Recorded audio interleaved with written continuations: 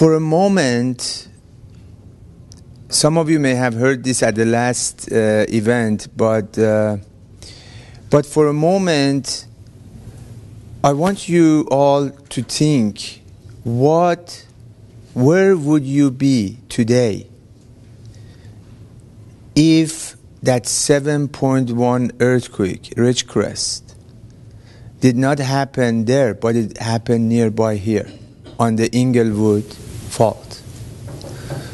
What would have happened to us, to our places of business, places of residence, and so on and so forth? Just to give you a little hint of where we could have been, scientists believe that when we do get something above 7, it could be 50 times larger than Northridge. Those of you who experienced Northridge and saw the devastation, which at the time was the largest devastation in the United States, economically, by far, by anything else that at that time we have seen in natural disasters. So this will be 50 times larger, the big one that we are predicting, that the scientists are predicting. So this is why, ladies and gentlemen, Optimum Seismic and I, we are honored, we are happy to be part of this series supporting organizations such as SCAG, one of the largest council of governments in the United States, and LA County EDC, another one of the largest business organizations, quasi-governmental agencies in the United States, and, of course, being part of the board of LA Business Federation, or BizFed. This really gives us the opportunity to contribute to the safety, to the well-being and quality of life of our region, one of the largest metropolitan regions in the world. And with this, when Evan Rees at our last event, he mentioned he's all over the country visiting other states where they have similar issues with seismic issues. He said he has not seen this anywhere else. Not in Northern California, not in Oregon, not in Washington, not even in Alaska, but here, where the businesses have come together with the government and with the non-governmental organizations to work together for changing the way that the normal business is getting done, which is, this is not going to happen to us. Hoping that it will not happen to us. So with that, fortunately we had some amazing presenters here today, talked about the actual possibilities and the technical side of it, but really I'm going to try to first cover some big picture items. Social, one thing that I believe we should be aware of and conscious of, that we're all in this together. It doesn't matter if you're a business owner, an employer, or an employee, or a building owner, or a tenant. It does not matter. We're all in this together. Whatever happens to each one of us is going to affect the others. So when we have issues, we already have with affordable housing. That's the biggest issue in Sacramento right now. How do we deal with affordable housing? Being the past president of Building Industry Association, I know we're millions of permits short every year, deficit of new buildings. Every year, there are more people coming to the age where they need housing, they cannot afford it. So imagine all of a sudden, we lost tens of thousands of units in Northridge. If we lose 50 times larger than that, ladies and gentlemen, the chaos that it will create. About a year and a half ago, LA Times cover story was state of Arizona getting prepared with 300 of their agencies exercising for a whole week for the event when the big one happens, for them to receive 400,000 of Californian earthquake refugees. So other states are getting prepared for that day. It's time for us to get prepared. To me, as a business person, for me was embarrassing to read that article, knowing that we're not prepared. As you're going to hear from some of our other guests today, the level of preparedness right now in our region. So this is many social benefits, social justice. Many of these older buildings are in areas that are disadvantaged economically. So there are many aspects of this. There are environmental issues. We know the fact that these are older buildings, they probably have asbestos or lead. So when these buildings get demolished, so all of a sudden all these asbestos becomes, that's when, if you have had any exposure, as long as the asbestos is in that drywall or in this tile, if you don't really damage it, if you don't destruct it in any way, it doesn't bother you. But when the building is damaged, all of a sudden that asbestos becomes an issue. Then by the time you get the buildings demolished and cleared, you have rain, storm events. That asbestos and that lead is going to get into our water table and create issues with our groundwater supply, quality of the water, and with that native and endangered species. And this is something we heard from U.S. Green Building Council at one of our other events, which was alarming, that for the big one, they predict we don't have enough landfills in Southern California to take the debris to. So, economic benefit. We heard some of it, but I'm going to get into it more, a little more in details. We do have 92% of our businesses and our economy is made up of small businesses. And small businesses are the ones that usually do not have the luxury of thinking about being prepared. They need help. They need leadership to kind of wake them up or guide them. They're worried about their payroll next week and keeping their businesses alive. Normally, most of the small businesses. So it's important that we recognize that. Now, I believe we're at a point in most of our buildings type, we're at the point where there is a good economic reason why you should do the retrofitting.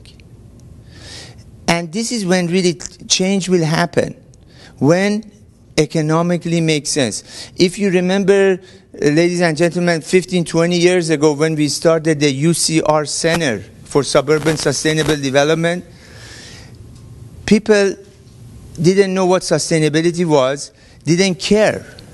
Most people, when did really change happen? When people started jumping on green. It's when the industry could represent that there is good return on investment. You could easily show, if you change this light bulb to LED, you can get your money back in 3 to 4 years, which means more than 30% return on investment. And by the way, after that, you have free lights for the next 7 years or 6 years. So I believe for us, one of the purposes of our events here is to bring this to the attention of the decision makers, the business people that are responsible for hundreds and hundreds of other people. We need to let them know that, ladies and gentlemen, if you have one of these tilt-up buildings that we have many of in Torrance, you're running $50 million businesses, $200-300 million operations. All it takes for a tilt-up building is $5 to $10 per square foot to retrofit. So even if you have a 200,000 square feet building, maybe you have to spend $1.5 million to retrofit and protect the $200 million operation. This is what I think we need to, in a very simple language, to communicate with people. And the other thing, as Matt talked about this, we now have proven science and technology and engineering that retrofitting works. And this is one of the proofs, ladies and gentlemen. This is option one. It's a retrofitted building. This is a type of building that Matt mentioned I was going to talk about. This is called a soft story building and a weak story. This is where the first floor does not have enough structure in a way to transfer the load that usually comes with the shaking and the movement of the earthquake. So here you're going to see what happens. This is if you notice, this one is actually in Japan. And these are people standing up here. We have one of these places, several of them. One of them is right here in UC San Diego. This is a large laboratory where you can actually replicate major earthquakes and look and see how do the structures react. So here it is. We're going to watch this together.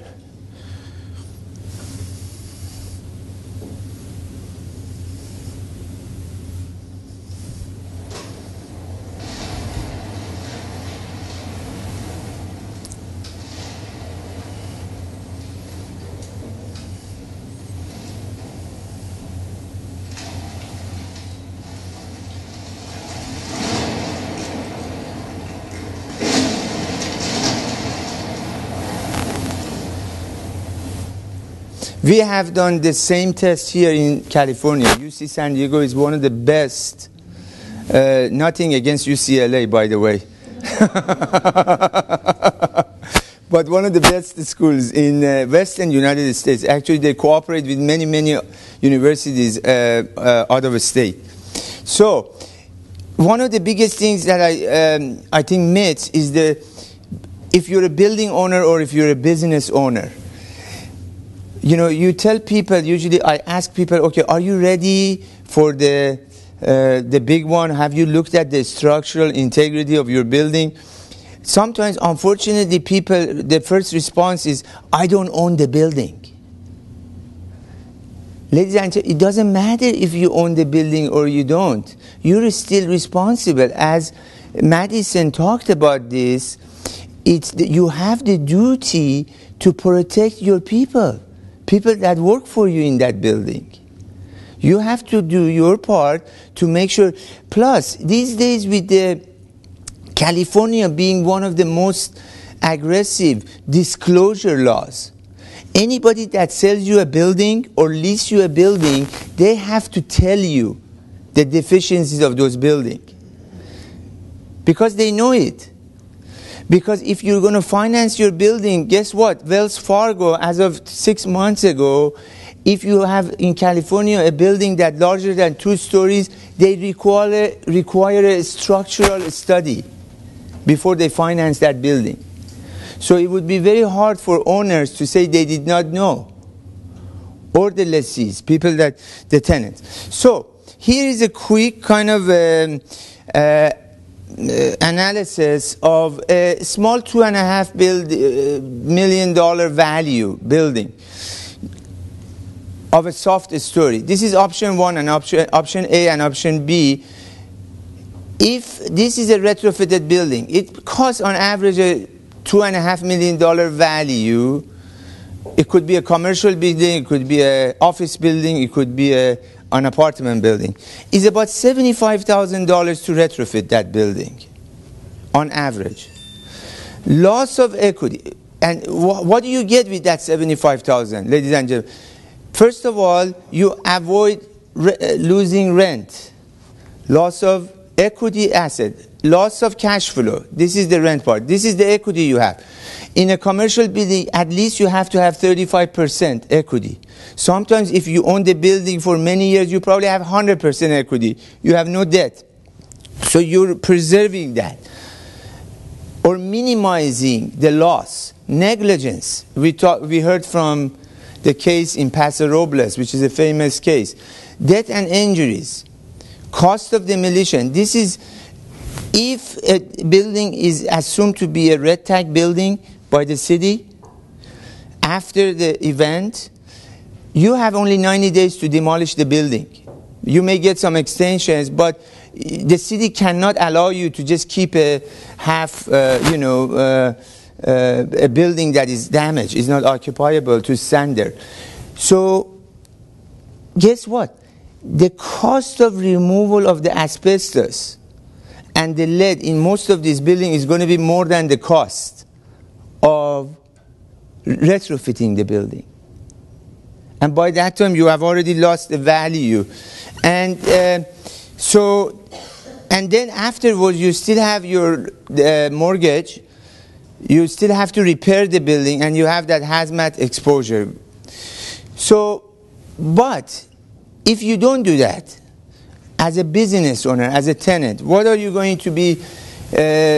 What are you going to face after a big earthquake? Okay, common sense. Loss of cash flow. All of a sudden, your business stops. You're going to have damages to equipment and inventory. And nowadays, with some of these high-tech companies, the value of those equipments could be 10 times more than the value of the building. Sometimes even more. And so this is then loss of workforce. Once you're out of operation, the people can only stand around for a few weeks. If that, they're going to have to start looking for other jobs. So now you're going to lose the most valuable asset of your business, people that you have trained for years or decades, because they have to go somewhere. Liability, we talked about you heard enough about the liability issue. This is a very serious issue, ladies and gentlemen. That building was only 2 people that died in Paso Robles. It was a $2 million judgment. Imagine if you have a building that all of a sudden 100 people are dead. That's bankrupt business. Nobody is going to be able to stand up and pay for that unless, I guess, you're BP and you can still be in business after what you did to the Gulf of Mexico. But common sense. You have environmental, again, another environmental issue is the same that as I discussed before. The other issue is that many businesses, smart businesses, are protecting their market share by being prepared. In fact, in Japan, when the earthquake happened, one of the American banks, what they did is they prepared their buildings for the earthquake. Right after the earthquake happened, that bank was able to profit billions of dollars right after the earthquake because it was the only bank operating. And I'm sure they increased their market share because of that as well. Because when people don't have any other choice, they have to go where they can get their business done. So we have. So it's important that we think about if we can survive or how quickly can we come back online with our business. There is a very, very, very important case, ladies and gentlemen. This is a case study. It's one of the businesses that we all know about. It's called Anheuser-Busch. Anheuser-Busch has been on 405 in Van Nuys near Northridge for a century, more than a century. Well, about 48 years ago, the brewery suffered major damages because of the Sylmar earthquake, which we heard from Matt about the veteran hospital. Yes, that was a major, that's how we learned about the non-ductile concrete deficiencies. So, first of all, at that time, ladies and gentlemen, the operation ceased for a long time. Competitors were able to make large gains into companies' market share during the shutdown, resulting in significant financial losses. They learned from their mistake. Immediately after, we have our founding CEO, Tracy Hernandez, here right now. Welcome. I just noticed she just... So what they did, ladies and gentlemen, this is really interesting. This is a case where all the chamber members need to know about. All the businesses that are active in LA County needs to know about. What they did, they spent $1.2 million to upgrade their brewery and build new construction that are designed to the latest seismic standards. In 1994, ladies and gentlemen, they did not, none of their retrofitted structure were damaged. They're like near the epicenter. They're probably 2-3 miles away from the epicenter. The brewery very quickly returned to the full operations with only minor cleanup required. Anheuser-Busch estimates it would have suffered about $350 million damages to the building and $750 million of losses, potential business losses. That's almost $1 billion, 1994 dollars, ladies and gentlemen. Today it would be probably 2.5 times that much. So, with building costs have gone up so much, construction costs and so on. The inflation hasn't been as much, but the building cost has. So this is astronomical return on investment. Total projected 90 times the retrofitted cost. So, and these are according to FEMA and California Seismic Safety Commission. So these are factual information that we. So the bottom line, what I like to propose to all of you as the part of the community that cares, or you wouldn't be here right now and listening to this subject. You care about it, you are a thoughtful person. For us, the action is we need to communicate this to everyone else. All the decision makers, people that have businesses that are responsible and for many, many others. So I want to end my presentation with this subject. Earthquake retrofitting makes good business sense. It is not the opposite, where we have led to believe that if you retrofit or if you look into retrofitting, you can bankrupt your business. Let's get rid of that myth. Thank you very much, ladies and gentlemen.